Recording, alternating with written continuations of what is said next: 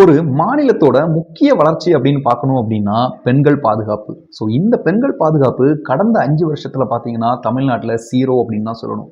ஏன்னா இதுக்கு வந்துட்டு ரீசெண்டாக நடந்த விளாத்திக்குளம் மாணவி வன்கொடுமை வழக்கா இருக்கட்டும், அது போக அண்ணா யூனிவர்சிட்டி மாணவிக்கு நடந்த அந்த கொடூர செயலா இருக்கட்டும், இதுதாங்க சாட்சி. இது போக டாஸ்மாக்ல பார்த்தீங்கன்னா 1000 கோடியில ஊழல். இது போக தமிழ்நாடு எலக்ட்ரிசிட்டி போர்டோட டிரான்ஸ்ஃபார்மர் வாங்குறதுல கூட ஊழல்.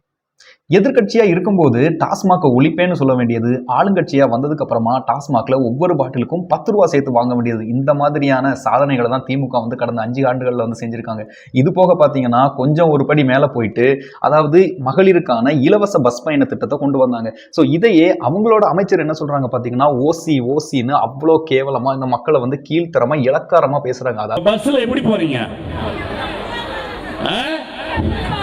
இங்க இருந்து கோயம்பேடு போனோம்னாலும், இங்க இருந்து எங்க போனோம்னாலும் எல்லாம் ஓஸ் பஸ்ல போறீங்க. இவ்வளவு விஷயங்கள் நடந்ததுக்கு அப்புறமும் ஒரு சில பேர்கிட்ட இந்த கருத்து கணிப்பு சேனல்கள்லாம் கேட்குறாங்க, யாருக்கு ஓட்டு போடுவீங்க அப்படின்னு. நாங்கள் பரம்பரையா திமுகவுக்கு தாங்க ஓட்டு போடுவோம். ஸோ இப்படின்னு சொல்லிட்டு இருக்காங்க. ஸோ இந்த மாதிரியான பரம்பரைகள் எல்லாம் நம்ம கொஞ்சம் அடிச்சு சரி பண்ணிட்டோம் அப்படின்னா இன்னும் வரக்கூடிய தலைமுறைகள் வந்து சரியா இருக்கும் அப்படின்னு தான் சொல்லணும். இவ்வளவு நாளா 50 ஆண்டு காலமா ஒரு விஷயத்த சுரண்டி சாப்பிட்டுக்கிட்டே இருந்த ஒரு குடும்பத்தை திடீர்னு ஒரு நல்லவன் வந்து கேள்வி கேட்கும்போது கோபம் வரதானங்க செய்யும். எலெக்ஷனுக்கு இன்னும் 3 நாள் இருக்கக்கூடிய சூழ்நிலையில, அதாவது இன்னும் வீடு தேடி 1000, 2000 இந்த மாதிரி காசுகள்லாம் உங்களை தேடி வரும். வாங்க வேண்டாம்னு சொல்ல மாட்டேன். கண்டிப்பா நீங்க எல்லாமே வாங்கிக்கோங்க. ஆனா ஓட்டு போடுறத கரெக்டான ஆளுக்கு போடுங்க.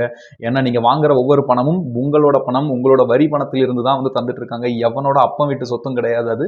அதனால தாராளமா வாங்கிக்கோங்க. ஓட்டை நல்லவனுக்கு போடுங்க. இதுக்கு முன்னாடி விஜயகாந்த் அப்படின்ற ஒரு தங்கமான மனிதரை வந்து தவற விட்டு விட்டோம். இதுக்கப்புறமும் அந்த விஷயம், அந்த தவறு நம்ம செய்ய வேண்டாம் அப்படின்ட்டு உங்ககிட்ட கேட்டுக்கொள்கிறேன். நன்றி. உங்க விஜய்க்கு, உங்க அண்ணனுக்கு, உங்க தம்பிக்கு, உங்க பிள்ளைக்கு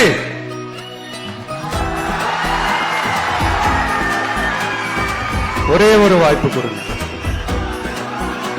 தயவு செஞ்சு விசில் சின்னத்துக்கு ஓட்டு போடுங்க.